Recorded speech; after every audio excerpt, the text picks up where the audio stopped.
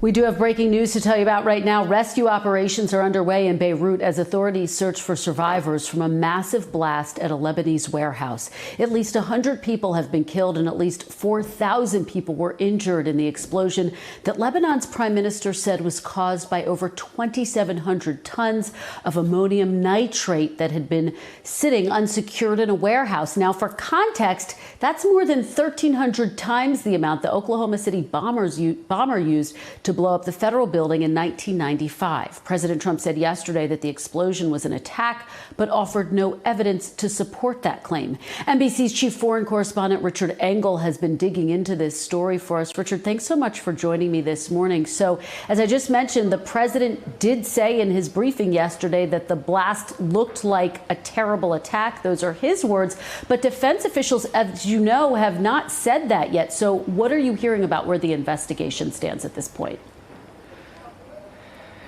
So in Lebanon, they're not talking about it like it was a terrorist attack or any other kind of attack. They're describing it as an act of negligence, and they are trying to investigate what happened, how it was that 2,750 tons of ammonium nitrate, which were seized many years ago, ended up in the port, unsecured, not properly stored, right in the center of the city, which is such a dangerous place for it. And still, hundreds of people are missing, so the death toll could easily go up. But we just heard from the director of the port, and he is offering an explanation. Perhaps he's trying to say that he is not solely responsible because the Lebanese prime minister has ordered a specific investigation, wants to know if corruption was involved, wants to know how it was that this dangerous substance was so long in the center of the city.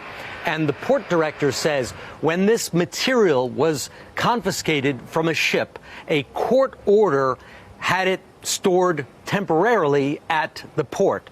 And the port director says that he has appealed several times to the customs authority, he appealed to state security, but had received no reply. The material has apparently been sitting there for 6 years. And experts say that ammonium nitrate over time tends to deteriorate, it tends to solidify, and tends to become even more dangerous as it ages and absorbs humidity. So an investigation is underway in Lebanon, but not along the lines that President Trump is suggesting, that this was a bomb attack deliberately caused by someone. Hey there, I'm Chris Hayes from MSNBC. Thanks for watching MSNBC on YouTube. If you want to keep up to date with the videos we're putting out, you can click subscribe just below me, or click over on this list to see lots of other great videos.